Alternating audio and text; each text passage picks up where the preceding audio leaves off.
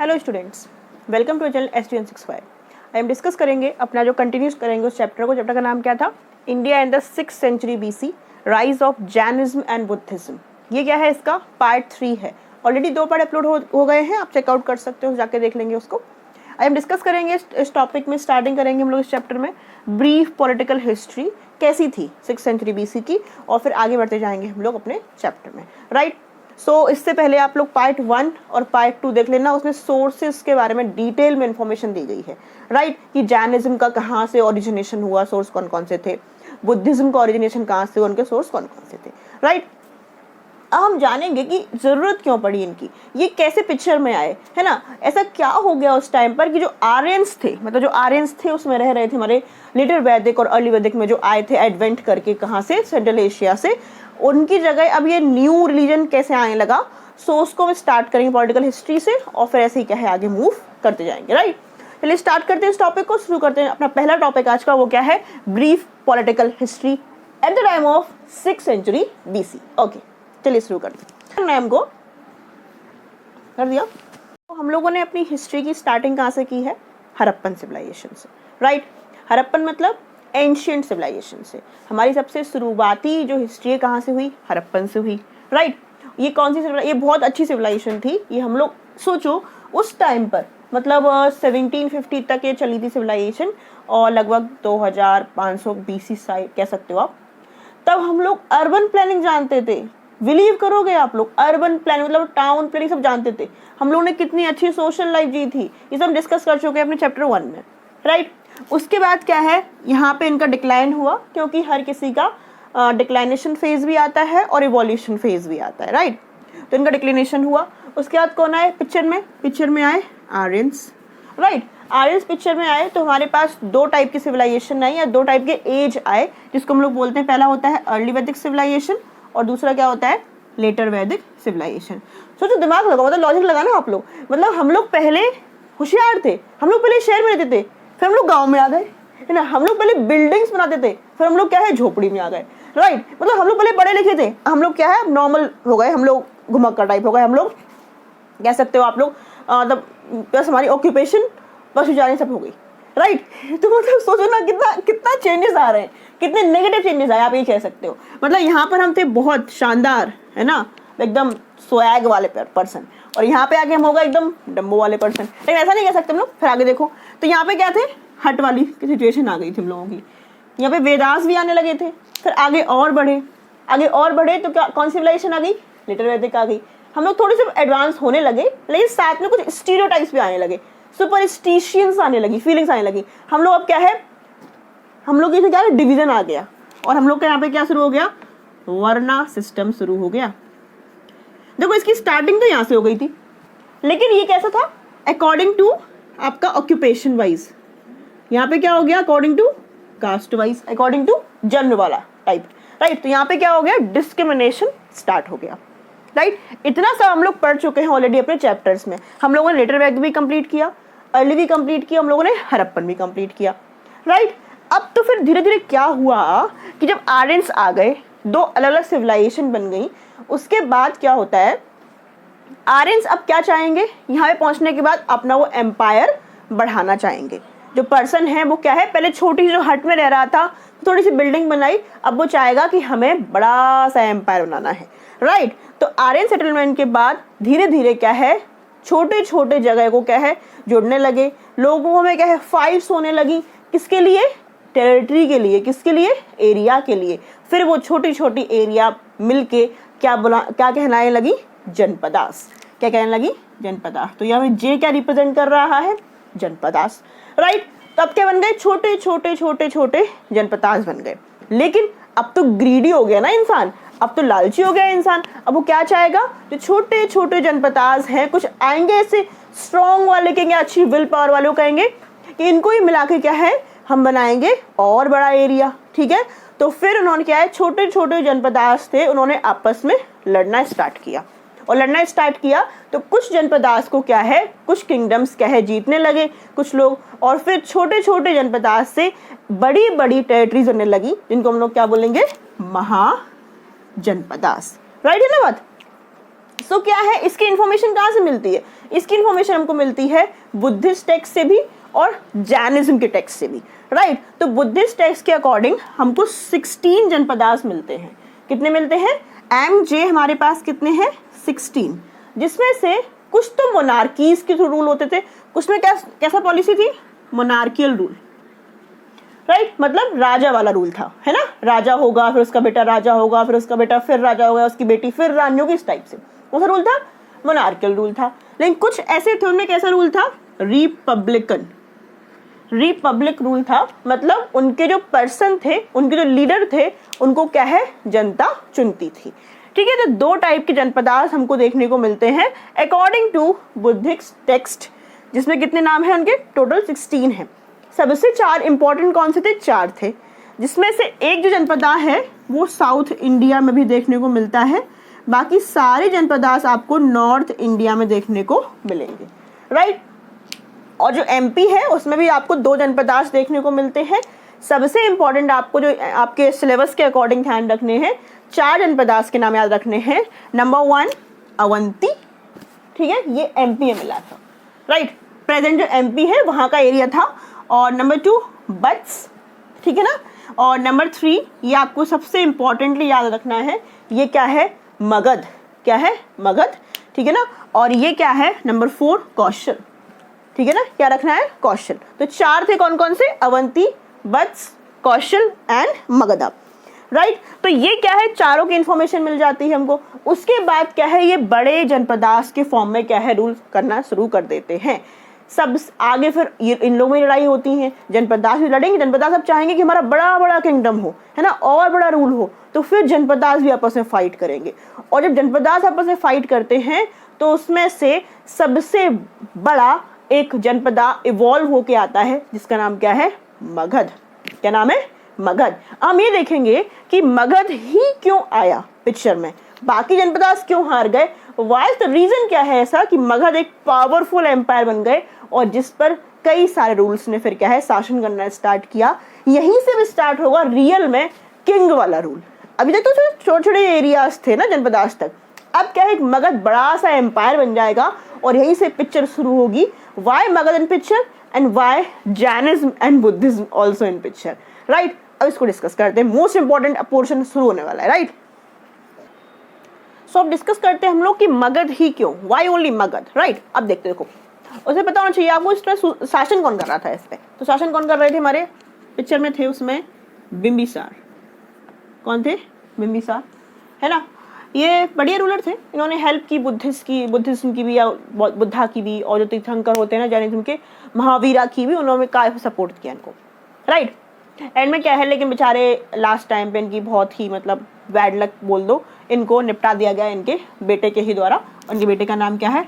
अजात शत्रु, नाम ही अजात शत्रु, जिसका कोई शत्रु नहीं हो या फिर जो सभी शत्रुओं ने बजाय पाले, उसका नाम है अजात शत्रु, राइट। तो ये इस तरीके से आपको ध्यान रखना है। तो रूल कौन कर रहे थे? बिंबिसार, बिंबिसार, राइट, बिंबी। और बेटा कौन था? अजात शत्रु। हिस्ट्री में जो अपने पापा को ही मार देता है उसको बोलते हैं पितृहंता, राइट, ये ध्यान रखना। ओके, अब ये तो बात हो गई पिक्चर में कि उस समय शासन कौन कर रहे थे। अब बात करना है हम लोग को रीजंस कौन से थे कि मगध ही क्यों पॉपुलर हुआ। नंबर 1, इसकी जो मिट्टी थी ना बहुत उपजाऊ थी, फर्टाइल प्लेन थे, राइट। मतलब कम आप कह सकते हो, और तब अपने इन्वेस्टमेंट में आपको ज्यादा प्रॉफिट मिल रहा था, राइट। इतना अच्छा प्लेन कहीं भी नहीं था उस एरिया में, उस जगह पे। तो इस वजह से क्या है, ये एक इकोनॉमिकली इनके लिए क्या फायदे वाली चीज थी, है ना। अगर आपके पास पैसा है तो आधी चीज तो ऐसे खत्म हो जाती है ना, आधी प्रॉब्लम तो, क्योंकि पैसे से आप बहुत कुछ कर सकते हो। और इसकी वजह से उन्होंने क्या बना लिया, बहुत बड़ी आर्मी बना ली थी। इनके पास क्या था? काफी सारा पैसा था। तो ये भी हेल्प करती थी किस टाइम पे? In the time of war. मान लो लड़ाई लड़नी है तो कौन लड़ेगा? सैनिक लड़ेगा ना। और सैनिक कहाँ आएगा? जब आर्मी होगी। और आर्मी कब आएगी? जब पैसा होगा। और पैसा कब आएगा? जब अच्छा खासा प्लेन होगा। तो ये सब चीजें थी, राइट। इसके बाद दूसरा क्या है? Iron, very important. जो अपना मगध वाला एरिया है ना, अपने उसमें एरिया था, वहां पे आयरन की बहुत ज्यादा क्वांटिटी थी, मतलब लोहा का ही मात्रा में मिला था। और अगर आयरन मिला है तो ये बहुत बड़ा बेनिफिट था किसी भी किंगडम के लिए। कैसे था? क्योंकि इससे हम लोग बना पाते थे वेपन्स, राइट। और अगर वेपन्स हैं हमारे पास तो हमारी ऑलरेडी सिचुएशन क्या है, स्ट्रांग हो जाएगी, नहीं हो जाएगी। ठीक है, अब सपोज करो यहाँ एक बंदा ए है और ये बंदा मान लो बी है, और तो बंदा ए है, इसका है लकड़ी के हथियार, लकड़ी की भाला, लकड़ी की तलवार, लकड़ी का, और ये है लोहे की तलवार, तो कौन जीतेगा भाई? ये जीत जाएगा भाई, वो तो एक निपटा देगा, लोहे वाली तलवार एक मारेगा तो लकड़ी के सारे टूट जाएंगे, राइट। तो इनके पास वेपन्स किसके थे? मेटल के थे, आयरन के थे, और ये इनके लिए बहुत बड़ा प्लस पॉइंट था, राइट, क्योंकि इनके पास अवेलेबिलिटी बहुत अच्छी थी इस मेटल की, राइट। तो नंबर 1 फर्टाइल प्लेन, नंबर 2 पैसा अच्छा हो रहा है तो आर्मी, नंबर 3 आयरन। और हाँ, एक और बात याद रखना है, एक नाम दिया गया है आपके उसमें सिलेबस के हिसाब से, अजातशत्रु थे जो रूलर थे, जो अपने पापा को मार के बने थे राजा। इनके पास एक स्पेशल टाइप का आप कह सकते हो वेपन कह सकते हो, या फिर आप कह सकते हो एक कोई स्पेशल टाइप की चीज थी इनके पास, इसका नाम क्या था? रथ मुसाला। एक मतलब एक रॉड लगी हुई थी लकड़ी की, गोल गोल था, और ये चलता जाता था, तो जो आर्मी मेजर आर्मी को क्या है डिस्ट्रॉय कर सकता था ये सामने वाली की। तो ये चीज इनके बहुत इंपॉर्टेंट थी, है ना, और इससे क्या है इन्होंने काफी बेनिफिट लिया वॉर में। तो इन सब रीजन की वजह से और ये क्या है मगध एक अच्छा सा पावरफुल रूल के रूप में क्या है, या फिर एरिया के रूप में क्या है सामने आया, राइट। तो आई थिंक आप क्लियर हो गया होगा हम लोगों के रीजंस क्या थे और इसमें काम कौन कर रहा था, ठीक। तो मगध पिक्चर में आया, हम तो चैप्टर का नाम तो है जैनिज्म और बुद्धिज्म, पढ़ क्यों रहे हैं इसको भाई, जुड़ा हुआ है ये, है ना। हम पढ़ेंगे कि कैसे जुड़ा हुआ है इसमें और कौन कौन से रीजंस थे कि जैनिज्म और बुद्धिज्म ये पिक्चर में आते हैं, राइट। अब आते हैं हम लोग अपने इस टॉपिक पे, लेकिन इतनी भूमिका बनाना जरूरी थी इस टॉपिक की, राइट। तो सोर्सेस पढ़ लिए थे हम लोगों ने और जाना कि why only Magadh, and Magadh ही क्यों, और उसमें कौन कौन से रूल कर रहे थे। रथ मुशाला का नाम भूलना मत, ये इंपॉर्टेंट है, राइट। चलो अब आगे डिस्कस करते हैं हम लोग अपना नेक्स्ट वाला टॉपिक। देखिए, मैंने आपको बताया था कि अर्ली वैदिक थी हमारे पास, उससे पहले हड़प्पा थी, चीज़ें सही चल रही थी, स्मूथ चल रही थी। फिर आई कौन? लेटर वैदिक। उन्होंने क्या है कॉम्प्लिकेशन स्टार्ट किए, उन्होंने क्या है सोसाइटीज़ में डिवाइडेशन स्टार्ट किए, उन्होंने नए नए रूल्स स्टार्ट किए, उन्होंने वर्ण सिस्टम स्टार्ट कर दिए, उन्होंने क्या है सोशल लेवल स्टार्ट कर दिए, उन्होंने क्या है हायरार्की स्टार्ट कर दी, ब्राह्मणास फिर टॉप, फिर क्षत्रियास, फिर वैश्यास, फिर शूद्रास, राइट। इसका मतलब हमारे सोसाइटी में सोशल अनरेस्ट आने लगा, और इसके साथ साथ क्या है एक मतलब एक पॉलिटिकल हेड की जरूरत पड़ने लगी जो पूरा देखेगा। और उसके साथ साथ क्या है मगध की वो चल रही थी पॉलिटिकल वाइज भी कि मतलब कौन रूल करेगा इस पर, और तो मतलब बहुत ही सिचुएशन बहुत खराब थी, पॉलिटिकल अनरेस्ट था, इकोनॉमिक अनरेस्ट था, सोशल अनरेस्ट था, राइट। और उसके साथ साथ क्या है सिचुएशंस भी क्रिएट हो रही थी। तो लोगों को क्या एहसास हुआ कि नहीं भाई कुछ प्रॉब्लम चल रही है, हमें एक नया टाइप का रिलीजन चाहिए, ज़रूरत है जिससे कि हमारी सोसाइटी में क्या एटलीस्ट पीस आ सके, ठीक है। ये सारी मतलब जो प्रॉब्लम्स चल रही हैं वो हम नहीं हो सकें। तो हम देखते हैं कौन कौन से रीजंस थे, जो मेनली रीजंस बताऊंगी, बाकी आप देख लेंगे ना, मेन रीजन हम डिस्कस करेंगे। नंबर 1 क्या था? रिचुअलिस्टिक वैदिक रिलीजन, है ना। देखो अर्ली वैदिक के टाइम पे वैदिक रिलीजन बहुत आसान था, बहुत सिंपल था, हमने पढ़ा है चैप्टर 2 में। हम लोग नेचर को वर्शिप करते थे, हम लोग इंद्रा अग्नि इन सब की पूजा करते थे, राइट। हम लोग मतलब कोई ऐसा ऑब्लिगेशन नहीं था कि मतलब आपको ये सब करना है, आप अपनी मर्जी से जिसको चाहे उसको मतलब अपना ईश्वर मान के पूजा कर सकते थे। हम लोग पूरी नेचर को ही अपना भगवान मानते थे, है ना। लेकिन लेटर वैदिक आया, हम लोगों ने क्या है फिर अपनी स्टार्ट की टैक्टिक्स, जैसे कॉम्प्लिकेट बनाया, मतलब ऐसा नहीं हो सकता, फिर रूल्स बना दिए, बहुत से प्रेस्टिजियस चीज़ें लाने लगे हम लोग ने मतलब जो भगवान थे उनको भी चेंज कर दिया, है ना। अब पिक्चर में कौन आने लगे? अब पिक्चर में आने लगे हमारे दूसरे रिलीजन जैसे कि विष्णु जी आने लगे, ये सब आने लगे, राइट। तो ये सब कॉम्प्लिकेशंस आ गई। इसके साथ साथ क्या है पहले प्रैक्टिस बहुत आसान थी, ईजी थी, मतलब कोई खर्चा नहीं था, मतलब आराम से आप बस नेचर को वर्शिप करके जाओ, इनर फीलिंग से भगवान जी को वर्शिप करो और ऐसे पूजा कर लो। अब क्या है, अब चेंजेस आने लगे। अब क्या है पूजा लेके आओ, जल लेके आओ, फूल लेके आओ, माला लेके आओ, फिर हवन कराओ, यज्ञ कराओ, यज्ञनाश कराओ, सेक्रीफाइसल मीनिंग्स, तो मतलब बहुत सारा कॉम्प्लिकेशंस हो गया था। तो उससे क्या है कुछ लोग तो इसको अफोर्डेबल ही नहीं कर पा रहे थे, अफोर्ड ही नहीं कर पा रहे थे ना। और दूसरा क्या है कुछ लोग इन सब चीज़ों को क्या पसंद नहीं कर रहे थे, तो इसलिए वो शिफ्ट होना चाहते थे किसी और जगह पर, और वो मौका किसने दिया? जैनिज्म और बुद्धिज्म ने दिया, राइट। तो आई थिंक ये वाला पहला पॉइंट क्लियर होगा कि जो रिचुअलिस्टिक चीज़ें थी जो वो चेंजेस आई, है ना। सिंपल से कॉम्प्लेक्स चीज़ें बनी और प्राइसलेस से प्राइसफुल, मतलब आप कह सकते हो पहले बहुत ही सस्ती चीज़ें थी उसको कह रहे हैं कॉम्प्लेक्स बना दिया, बहुत सारी चीज़ों को मग अप करके, राइट, या फिर मिंगल करके, राइट। तो लोगों को क्या है पसंद नहीं आया, उन्होंने क्या है शिफ्ट करने की कोशिश की दूसरी वाली रीजन्स में, राइट। उस समय पिक्चर में आ चुके थे कौन से? जैनिज्म और बुद्धिज्म ने अपना प्रचार प्रसार कर ही रहे थे, तो लोग क्या है इस तरफ क्या है शिफ्ट होने लगे। ये तो हो गया पहला रीजन। ऐसा एक रीजन नहीं था, ऐसे बहुत सारे और रीजंस थे। अब डिस्कस करते हैं सेकंड रीजन। सेकंड रीजन कौन सा था जिसने लोगों ने शिफ्ट किया अपने को इस वाले रीजन के साइड, राइट। उसके बाद क्या है, नेक्स्ट रीजन क्या है इसका, killing of animal for sacrifices, for ritual sacrifices. क्या है मतलब, देखो पहले क्या है, जो अर्ली वैदिक के टाइम पे तो कुछ नहीं था कि मतलब आप अगर भगवान जी को प्रसन्न करना चाहते हो तो आपको जानवर की बलि देनी पड़ेगी, है ना। कोई ऐसे बहुत बड़े यज्ञनाश भी नहीं होते थे। लेकिन क्या है, लेटर वैदिक आ गया, है ना, और लोगों ने क्या है यज्ञनाश स्टार्ट कर दी, बहुत सारे फालतू यज्ञनाश या यज्ञनाश कह सकते हो आप।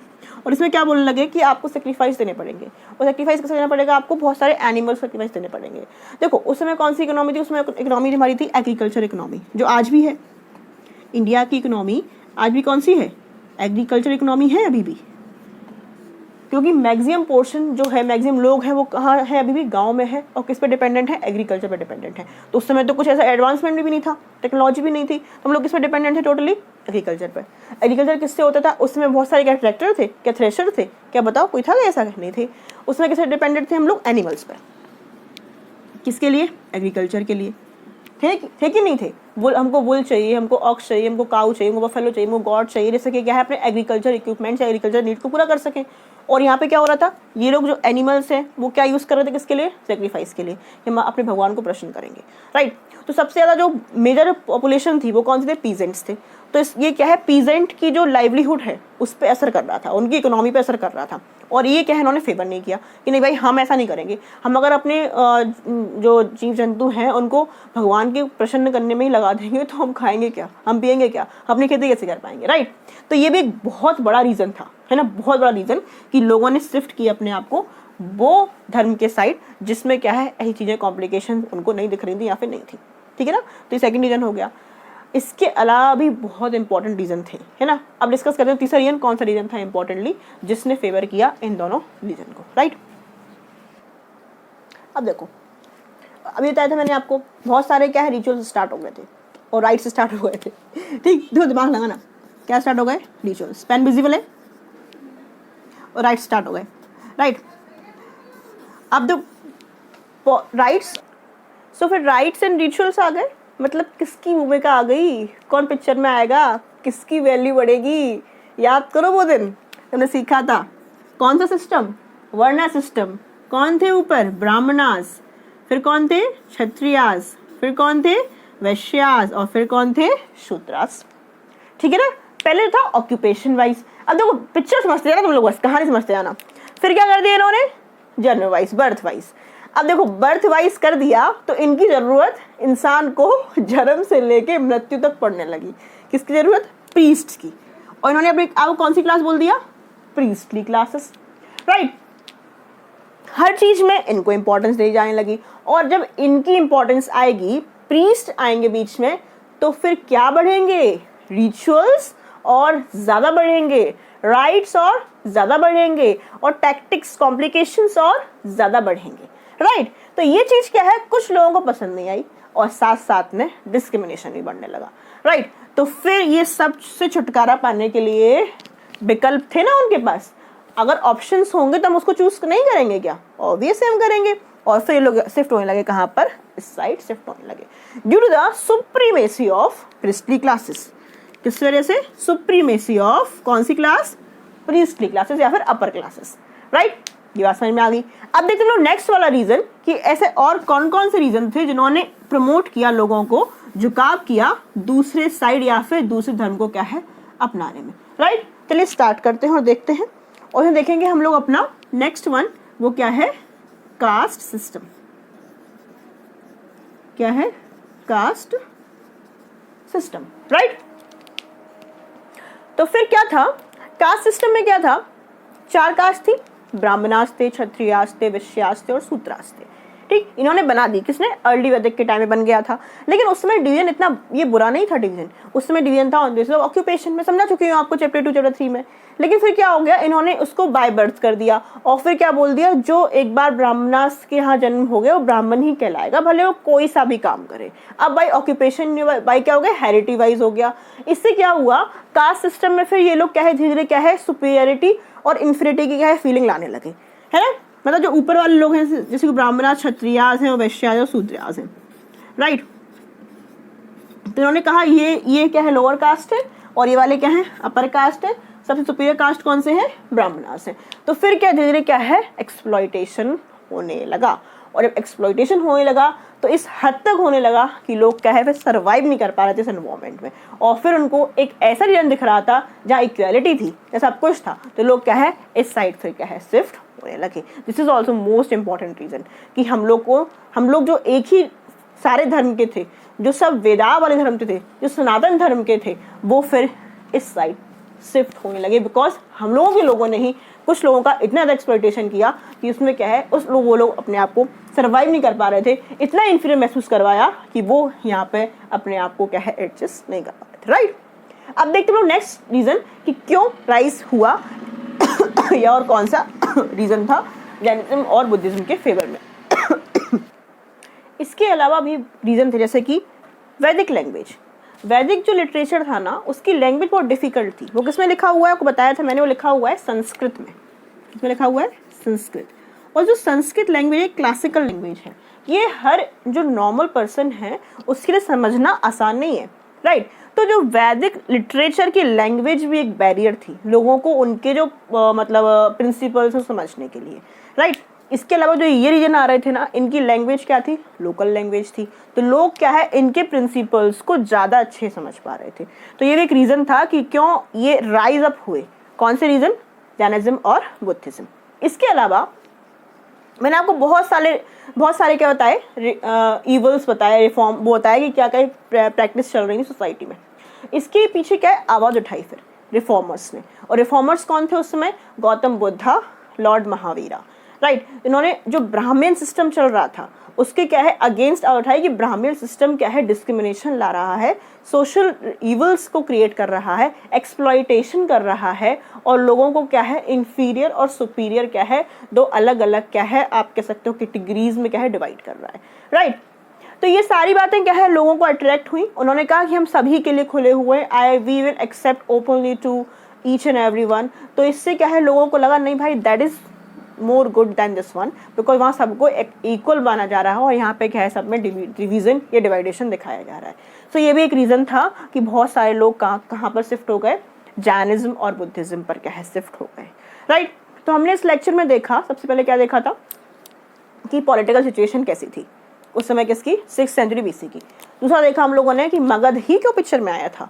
फिर देखा हम लोगों ने ऐसे कौन कौन से रीज़न थे जिससे कि जैनिज्म और बुद्धिज्म दोनों के लिए एप्लीकेबल है, ये प्रमोट हुए उस समय, और ब्राह्मण सिस्टम वो क्या है, डाउनफॉल की ओर गया, या फिर वो क्या है, धीरे धीरे डिग्रेड होने लगा, राइट। सो आई होप आपने एंजॉय किया होगा इस लेक्चर को, ठीक है ना। इसमें इतना ही, बाकी डिस्कस करेंगे हम लोग अपने पार्ट 4 में नेक्स्ट टॉपिक, और आई थिंक टॉपिक होगा उसका महावीरा के बारे में स्टार्ट करेंगे हम लोग। लॉर्ड महावीरा की पूरी हिस्ट्री, ज्योग्राफी, पॉलिटी सब कुछ खत्म कर देंगे, और फिर हम लोग आएंगे बुद्धिज्म पर, राइट। इसमें इतना ही था। अगर लेक्चर पसंद आए तो शेयर, सब्सक्राइब और कमेंट कर दिया करो, जिससे कि थोड़ा मोटिवेशन रहता है, और बाकी लोग शेयर कर देना। नोट्स बनाना इंपॉर्टेंट है, ये शॉर्ट नोट्स ही हैं, आपके स्क्रीनशॉट ले सकते हो या फिर अपने कॉपी में लिख सकते हो, ठीक है। इसमें थैंक यू सो मच।